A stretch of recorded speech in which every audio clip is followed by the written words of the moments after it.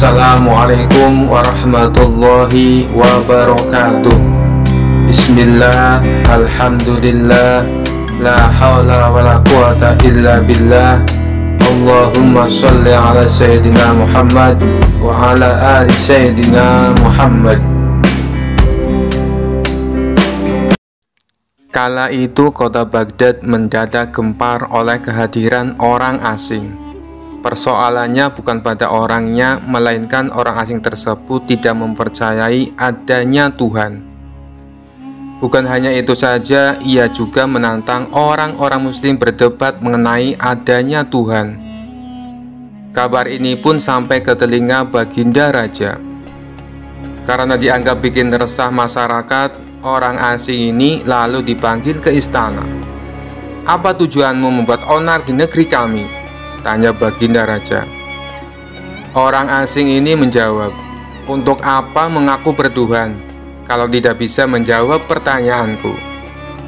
Kemudian Baginda Raja bertanya kembali, "Apakah kamu tidak percaya adanya Tuhan?" Dengan tegas orang asing itu menjawab, "Tentu saja saya tidak percaya adanya Tuhan, dan saya juga tidak percaya adanya akhirat." Mendengar itu Baginda Raja sempat terkejut. "Tapi saya dan rakyatku percaya adanya Tuhan. Berarti keyakinan kita berbeda. Jadi jangan ganggu rakyatku," tegas Baginda Raja. "Kalau Paduka Raja percaya adanya Tuhan, bisakah Paduka menjawab 3 pertanyaanku?" tanya orang asing tersebut. "Silahkan," balas Baginda Raja. Pertanyaan pertama, orang Islam meyakini bahwa dunia dan isinya adalah ciptaan Allah. Lalu siapakah yang menciptakan Allah? Bukankah sesuatu yang ada pasti ada penciptanya? Pertanyaan yang kedua, katanya di dalam surga manusia tidak akan berak ataupun kencing, sedangkan mereka makan dan minum setiap hari. Bagaimana mungkin ini bisa terjadi? Padahal segala sesuatu akan dimasukkan pasti akan keluar, entah itu dengan bentuk yang lain. Dan pertanyaan ketiga, orang Islam meyakini kalau setan terbuat dari api, tapi katanya setan akan disiksa dengan api neraka. Mana mungkin api bisa menyakiti api? Mendengar pertanyaan orang asing itu, Baginda Raja hanya terdiam. Bisa saja ia menjawab berdasarkan hadis dan Al-Quran, tapi karena yang dihadapi adalah orang yang tidak percaya Tuhan, maka dijawabnya harus dengan logika. Kemudian salah satu menterinya membisikkan kepada Baginda Raja, "Paduka, kalau soal beginian serahkan saja pada Abu Nawas. Dia pasti bisa mematahkan argumen orang itu." Baginda Raja menyetujui usulan menterinya. Maka dipanggillah Abu Nawas ke istana. Singkat cerita, Abu Nawas pun datang menghadap Baginda Raja. Ia lalu dipersilakan duduk di sampingnya. "Ada apa, Paduka? Kenapa tiba-tiba memanggil hamba?" tanya Abu Nawas. "Begini Abu Nawas, orang asing ini tidak percaya adanya Tuhan, dan dia mengajukan 3 pertanyaan, tapi jawabannya harus masuk akal," ujar Baginda Raja. Sekilas Abu Nawas menatap orang asing tersebut. "Oh, ini orangnya yang bikin gempar kota Baghdad," pikir Abu Nawas. Abu Nawas lalu menghampiri orang asing itu dan duduk tepat di hadapannya. "Silakan, apa yang ingin kau tanyakan?" ujar Abu Nawas dengan penuh percaya diri. Orang asing tersebut memulai pertanyaannya. "Anda sebagai seorang muslim tentu percaya bahwa segala sesuatu baik yang terlihat maupun tidak terlihat pasti ada yang menciptakan." "Ya, tentu saja, saya percaya," jawab Abu Nawas. "Sekarang saya mau bertanya, siapakah yang menciptakan alam semesta dan seisinya?" tanya orang asing tersebut. "Yang menciptakan alam semesta dan seisinya adalah Allah, Tuhan saya," jawab Abu Nawas. "Oh, baiklah. Lalu siapakah yang menciptakan Allah?" Bukankah tadi Anda mengakui bahwa segala sesuatu baik yang terlihat maupun tidak terlihat pasti ada yang menciptakan? Tanya orang asing itu kembali. Sejenak Abu Nawas terdiam. Ia pun lalu berkata, Anda pasti tahu kalau kami selaku orang Islam mengakui hanya ada satu Tuhan. Kita istilahkan saja Tuhan dengan angka 1. Sekarang gantian aku yang bertanya. Angka 3 berasal dari angka berapa? Tanya Abu Nawas. Angka 3 berasal dari angka 2 ditambah 1. Jawab orang tersebut. Tepat sekali. Kalau angka 2 berasal dari angka berapa? Tanya Abu Nawas kembali. Angka 2 berasal dari angka 1 ditambah 1. Jawab orang asing itu. Benar sekali. Sekarang, kalau angka 1 itu sendiri berasal dari angka berapa? Tanya Abu Nawas. Orang asing itu kaget dengan pertanyaan tersebut. Ia hanya terdiam tak bisa menjawabnya. Kemudian Abu Nawas berkata kembali, pada intinya semua angka pasti ada awalnya. Entah itu angka 5, angka 4, ataupun angka 10. Dan angka-angka tersebut diibaratkan alam semesta ciptaan Allah. Apabila kamu bertanya siapakah yang menciptakan Allah, sama halnya saya bertanya dari mana angka 1 itu ada. Kamu pasti tidak akan bisa menjawabnya. Jelas Abu Nawas. Orang itu pun langsung terdiam merenungi kata-kata Abu Nawas. Untuk jawabanmu atas pertanyaanku yang pertama masuk akal juga. Sekarang pertanyaan yang kedua. Kalian sebagai muslim pasti meyakini kelak hidup di surga tidak akan berak dan kencing. Padahal di sana kalian makan dan minum setiap hari. Mana mungkin itu bisa terjadi? Jelaskan padaku, tanya orang asing tersebut.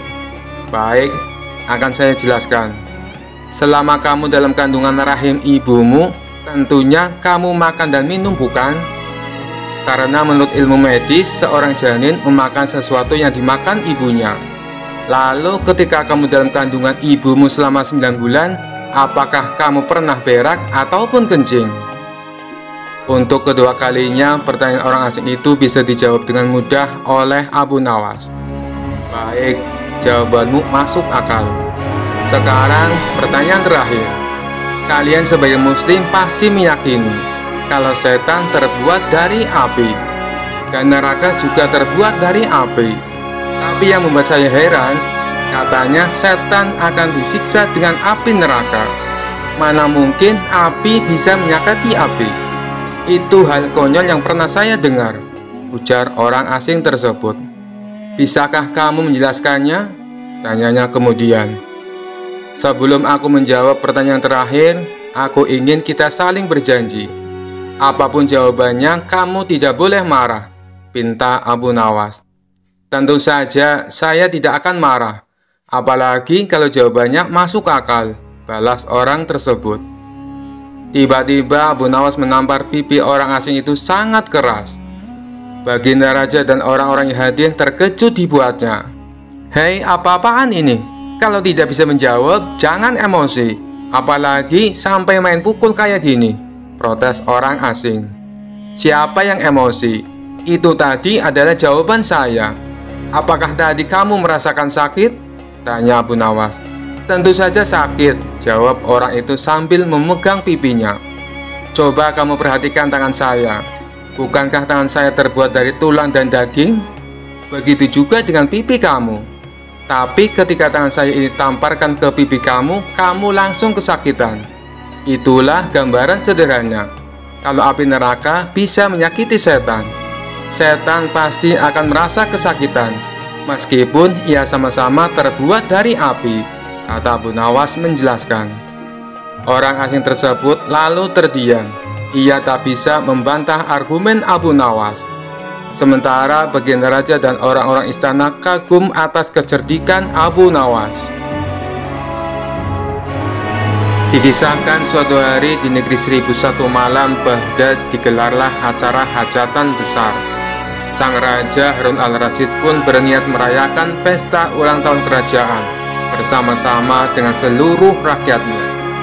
Pada hari yang telah ditunggu tiba, rakyat Baghdad dikumpulkan di depan pendopo istana. Raja Harun sang penguasa berdiri dan berkata, "Wahai rakyatku yang tercinta, hari ini kita mengadakan pesta ulang tahun kerajaan. Aku akan memberi hadiah kepada para fakir miskin. Aku juga akan memberikan pengampunan kepada para tahanan di penjara dengan mengurangi hukuman menjadi setengah dari sisa hukumannya," seru Baginda kepada rakyatnya. Mendengar ucapan sang raja, tentu rakyat Baghdad bersukaria. Mereka segera berpesta bersama dan menyantap aneka makanan yang telah disediakan. Tak berapa lama kemudian, para pengawal istana membagi-bagikan hadiah kepada fakir miskin. Setelah dipastikan seluruh rakyatnya yang fakir miskin mendapatkan hadiah, raja pun memanggil para tahanan. Tahanan pertama yang mendapatkan kesempatan adalah bernama Sofyan. "Sofyan, berapa tahun hukumanmu?" tanya Baginda. "2 tahun, Baginda," jawab Sofyan. "Sudah berapa tahun kamu jalani?" tanya Baginda lagi. "1 tahun, Baginda," jawab Sofyan.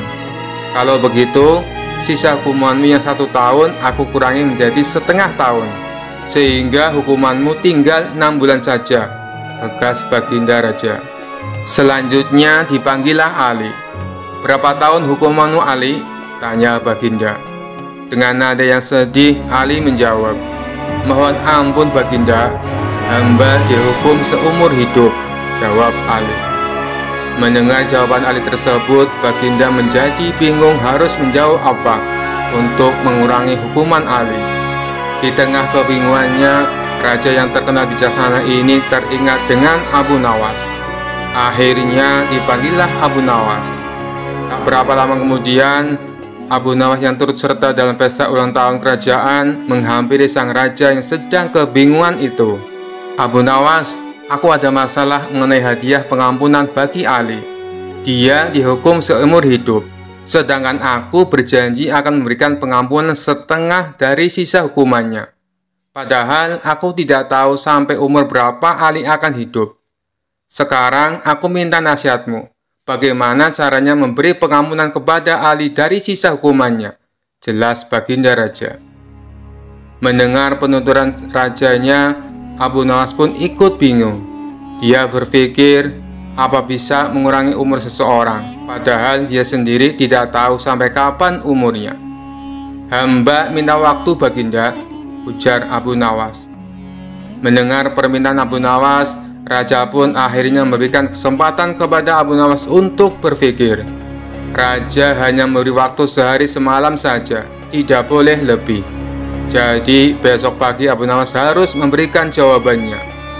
Sesampainya di rumah, Abu Nawas pun berpikir keras untuk menemukan pemecahan masalah tersebut. Ia tidak bisa tidur karena selalu kepikiran akan hal itu.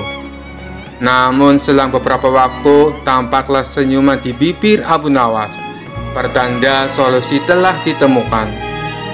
Abu Nawas pun malam itu segera masuk ke kamar untuk tidur dengan nyenyak. Pagi-pagi sekali, Abu Nawas telah bangun. Setelah mandi dan sarapan, dia pun pergi menghadap raja setelah berpamitan kepada istrinya. "Hamba sudah mendapatkan cara untuk memecahkan masalah si Ali, Baginda. Begini, Baginda, sebaiknya si Ali ini berada di luar penjara dan bisa bebas selama 1 hari. Lalu pada esoknya dia dimasukkan lagi ke dalam penjara selama 1 hari pula. Lusa juga demikian, sehari bebas, sehari di penjara. Begitu berlangsung terus selama umur si Ali itu," jelas Abu Nawas. Baginda raja tersenyum. "Engkau memang pandai, Abu Nawas. Kalau begitu, kamu juga akan aku beri hadiah, yaitu sekantong keping emas," ujar sang raja. Setelah itu, Abu Nawas pun pulang dengan wajah yang ceria. Dikisahkan pada suatu pagi hari, Abu Nawas muda sedang duduk-duduk bersantai di teras rumahnya. Beberapa saat kemudian, datanglah seorang komandan dengan beberapa prajuritnya. Sang komandan bertanya, "Wahai anak muda, Di manakah aku bisa menemukan tempat untuk bersenang-senang di daerah sekitar sini? Kalau tidak salah, di sebelah sana, jawab Abu Nawas. Di manakah tempat itu? Tanya salah seorang prajurit dengan sifat yang tidak menghargai. Pergilah ke arah sana, lurus tanpa belok-belok, maka kalian akan menjumpai tempat untuk bersenang-senang, jawab Abu Nawas. Rombongan tentara kerajaan itu akhirnya pergi juga menuju tempat yang sudah ditunjukkan oleh Abu Nawas. Setelah beberapa saat, kagetlah mereka semua, karena tempat yang mereka cari tidak ditemukan, kecuali hanya sebuah komplek kuburan yang sangat luas. Dan tentu saja hal itu membuat para tentara berang karena merasa telah ditipu oleh pemuda tersebut. Mereka pun kembali lagi ke tempat Abu Nawas. Wahai anak muda, keluarlah engkau. Kenapa engkau berani sekali membohongi kami? Tanya sang komandan yang tidak tahu kalau yang diajak bicara itu sebenarnya adalah Abu Nawas, si penasehat kerajaan. Siapakah engkau ini? Berani sekali membohongi kami, tanya salah seorang prajurit. Aku adalah Abdi, jawab Abu Nawas. Komandan dan para prajurit merasa geram dan marah. Prajurit, tangkap dia, seru komandan. Engkau akan aku bawa ke panglima kami, kata komandan. Rupanya Abu Nawas hendak dihadapkan ke panglima kerajaan mereka.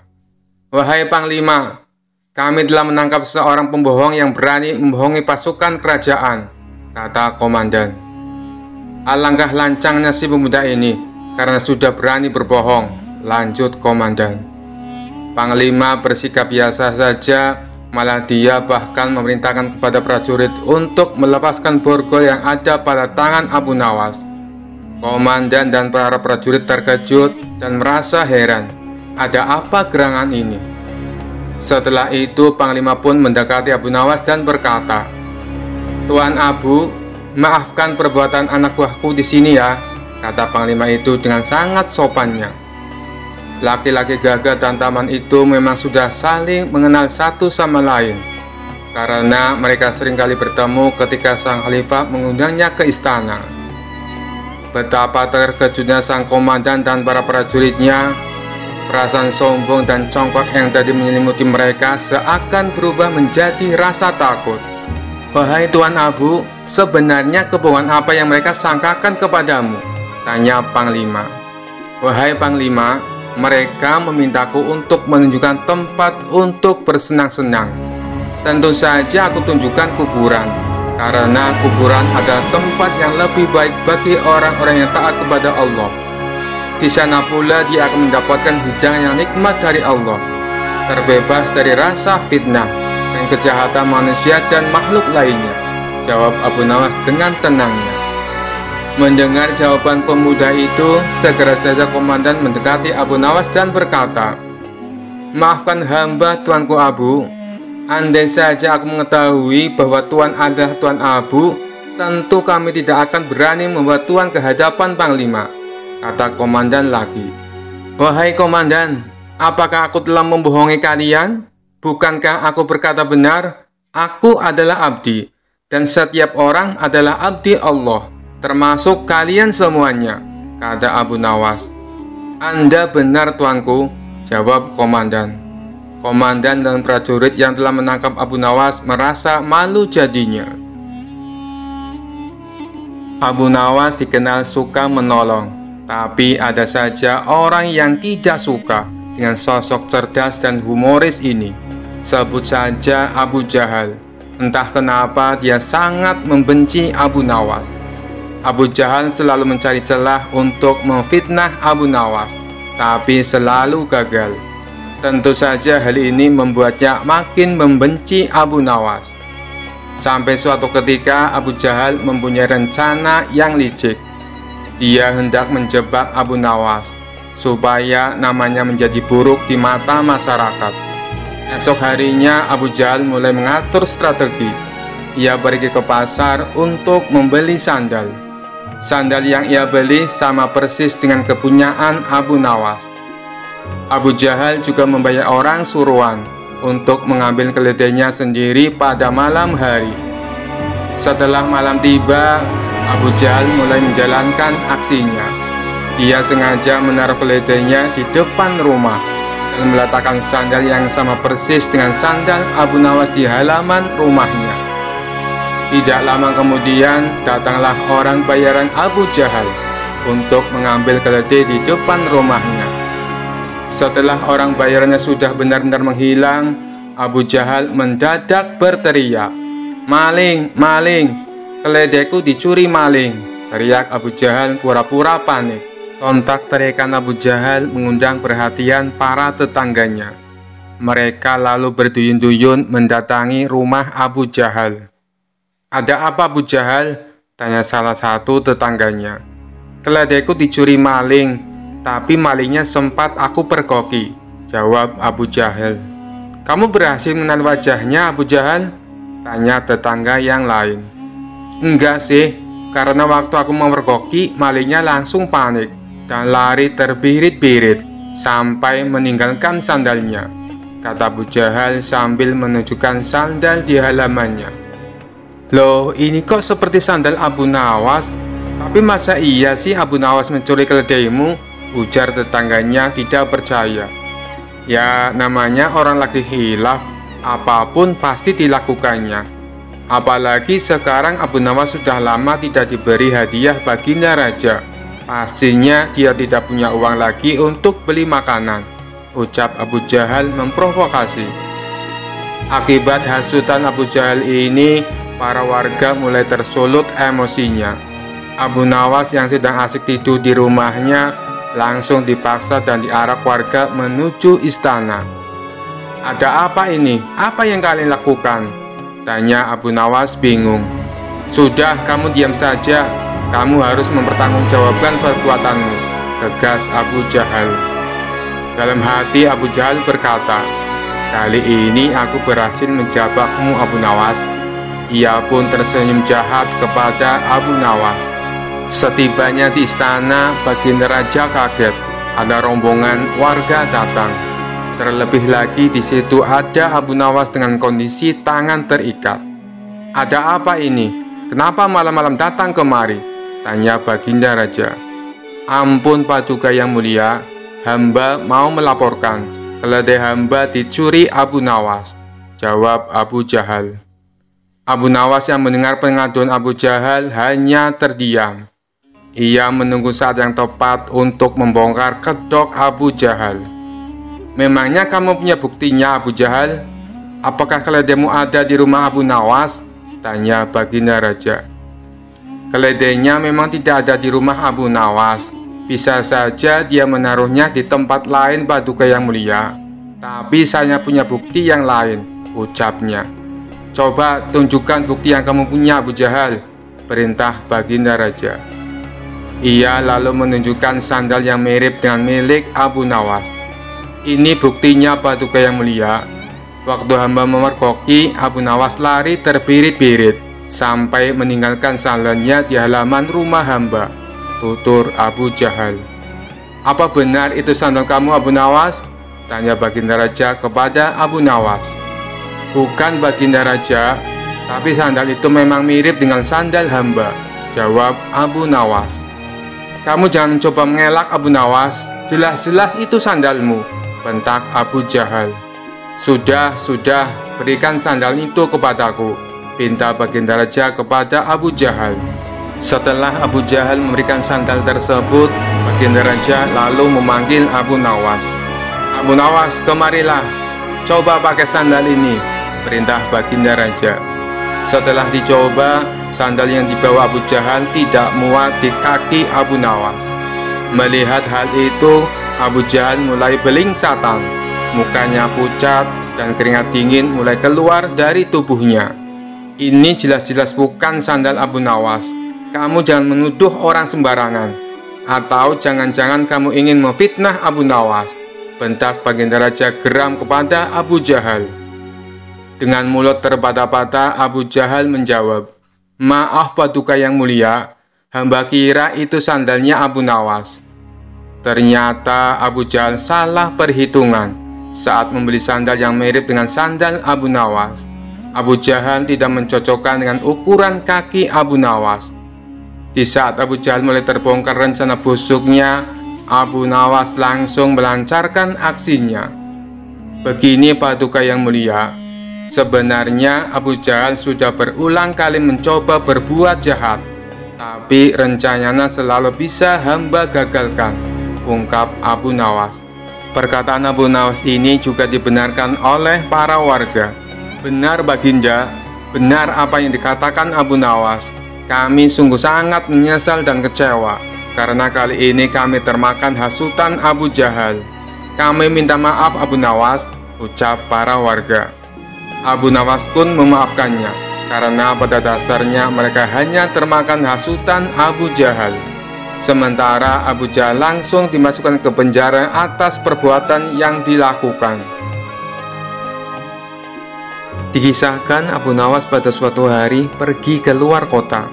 Ia hendak menemui sahabatnya di negeri seberang. Kedatangan Abu Nawas pun disambut hangat sang sahabat. "Wahai sahabatku, bagaimana kabarmu?" tanya Abu Nawas. "Alhamdulillah, aku sehat walafiat.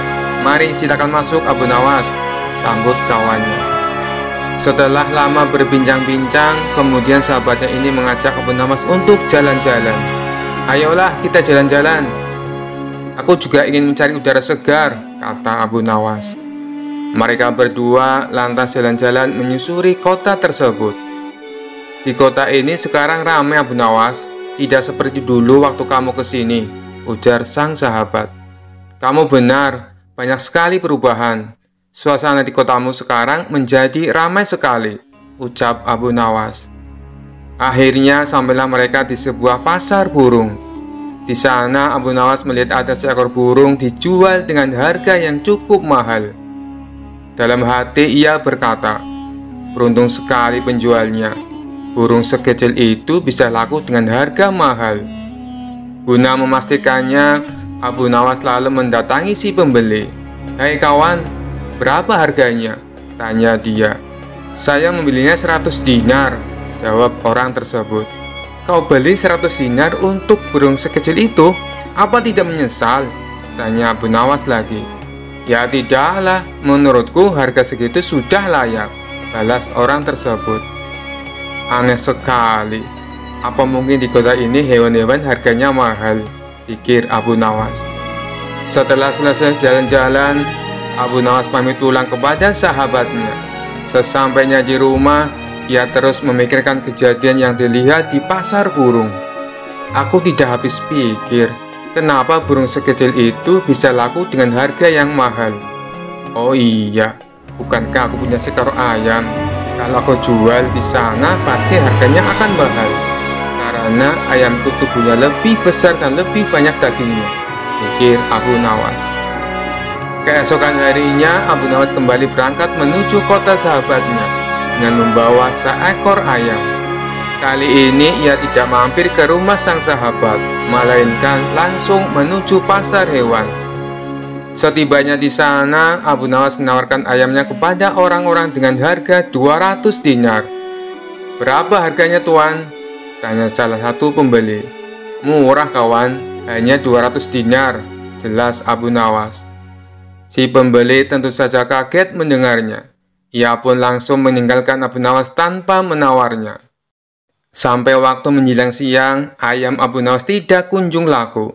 Tidak ada satupun yang berminat membeli ayam tersebut. Rata-rata mereka menawarnya hanya dengan harga 5 dinar. Hal ini membuat Abu Nawas kecewa, lalu meluapkan kekesalannya kepada orang-orang di pasar. "Apa-apaan ini? Kemarin aku melihat ada seekor burung bisa laku 100 dinar. Tetapi ayam milikku yang begini indah dan ukuran jauh lebih besar ditawar hanya 5 dinar, teriak Abu Nawas. Sontak orang-orang pun terkejut dengan teriakan Abu Nawas. "Ada apa tuan? Jangan teriak-teriak seperti itu, nanti orang-orang ketakutan," ujar salah satu warga. Kebetulan sahabat Abu Nawas melintas di tempat itu. Ia pun segera menghampirinya. "Tenanglah Abu Nawas, ada apa ini?" tanya sahabatnya. "Kemarin waktu kita jalan-jalan ke pasar ini, Aku melihat ada seekor burung kecil laku dengan harga 100 dinar. Tapi kenapa ayamku yang indah dan besar ini malah hanya ditawar 5 dinar? Ini kan aneh, ucap Abu Nawas. Oh, burung yang kemarin itu, kamu salah paham Abu Nawas. Itu bukan burung biasa. Burung itu adalah burung beo.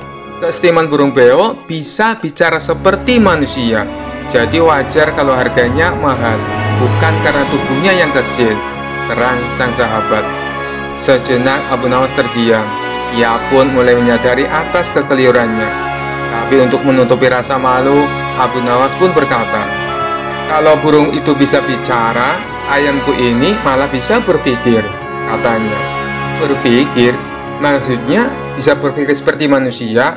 tanya sahabatnya penasaran. "Benar sekali, dia tahu mana ayam betina dan jantan. Buktinya, dia tidak mau mengawini ayam jantan," ucap Abu Nawas.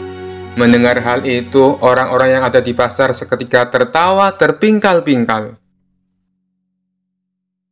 Beberapa bulan belakangan ini, Baginda Raja terlihat sangat sibuk mengurusi segala permasalahan di negerinya, mulai dari masalah ekonomi, masalah pertahanan, dan keadilan untuk rakyatnya. Para pejabat istana yang sekiranya tidak becus bekerja langsung dipecat dan diganti dengan yang baru. Keberagaman Baginda Raja yang totalitas ini akhirnya membuahkan hasil. Ekonomi di negerinya menjadi stabil. Keadilan yang didapat rakyatnya juga memuaskan. Walhasil, negeri Baghdad pun menjadi makmur dan sejahtera. Setelah dirasa semuanya sudah beres, Baginda Raja pun merasa puas. Kemudian ia menyempatkan waktunya untuk menenangkan diri dari semua rutinitas. Dan tentu saja Abu Nawaslah sosok yang tepat untuk menghibur sang raja. "Wahai pengawal, undang Abu Nawas ke istana. Aku ingin mengajaknya makan," titah Baginda Raja kepada pengawal istana.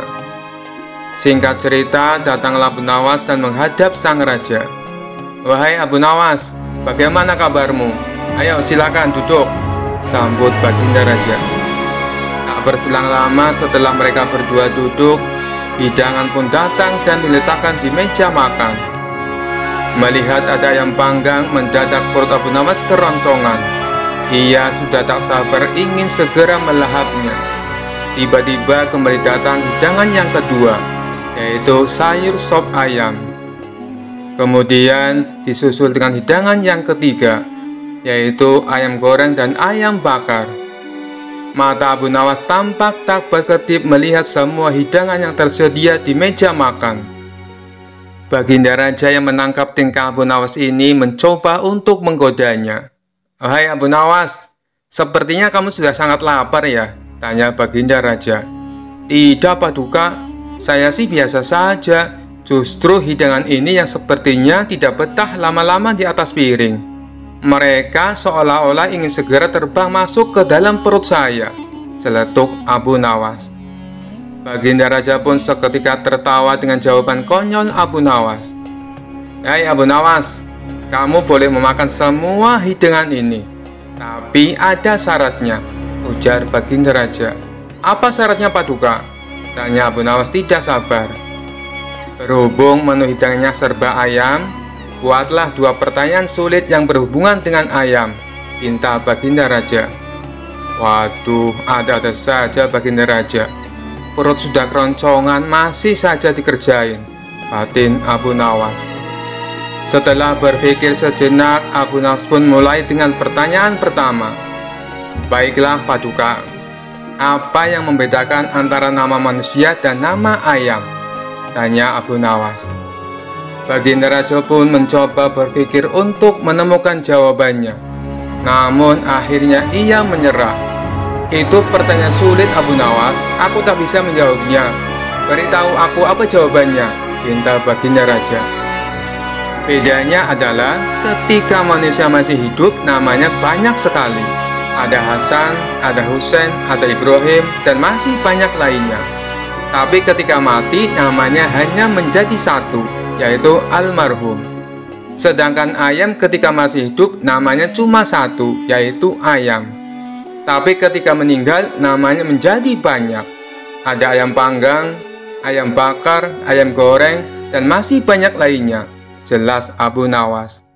Spontan Baginda Raja pun tertawa mendengarnya. Bagus, bagus. Sekarang berikan saya pertanyaan kedua, balas Baginda Raja. Apa nama bagian ayam yang tidak pakai ayam? Tanya Abu Nawas. Itu sih gampang Abu Nawas. Jawabannya adalah paha, kata Baginda Raja dengan cepat. Paha ya paha ayam, ujar Abu Nawas. Kalau begitu tulang Abu Nawas, jawab Baginda Raja.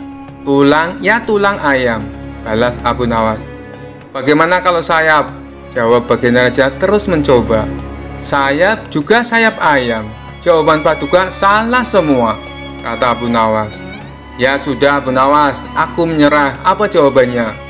Jawabannya adalah telur ayam digoreng jadi telur mata sapi. Tidak mungkin kan disebut telur mata ayam? Jelas Abu Nawas. Untuk kesekian kalinya Baginda Raja kembali tertawa. Mereka berdua pun akhirnya mulai menyantap hidangan.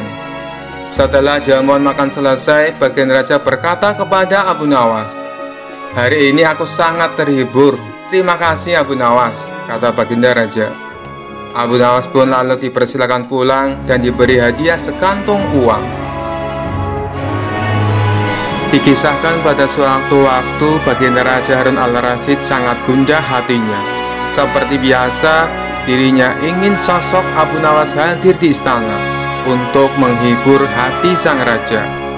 Namun setelah beberapa kali dipanggil, Abu Nawas belum juga menampakkan batang hidungnya. Entah kenapa. Setelah lama berpikir, akhirnya Baginda Raja menemukan cara agar Abu Nawas bisa hadir di istana kerajaan. Raja menyuruh 3 orang prajurit untuk pergi ke rumah Abu Nawas agar buang air besar di tempat tidurnya. Pengawal, pergilah ke rumah Abu Nawas dan beraklah di tempat tidurnya. Dan kalau kalian berhasil, maka masing-masing akan kuberikan uang 1000 dirham, titah Baginda Raja. Daulat Paduka, jawab ketiga pengawal itu secara bersamaan. Sementara itu, duduk di sebelahnya ada Kipati yang mendengar obrolan rajanya dengan ketiga pengawal itu. Karena tugas yang diberikan kepada 3 anak buahnya yang agak aneh, Kipati memberanikan diri untuk bertanya kepada sang raja. Maaf Paduka, bukankah tugas yang diberikan itu tampak aneh dan menghina? Tanya sang Patih. Memang benar. Tapi itulah siasatku agar Abu Nawas segera hadir ke istana, jawab Baginda Raja. Apakah gerangan rencana Baginda? Tanya Patih. Nanti kamu akan segera mengetahuinya.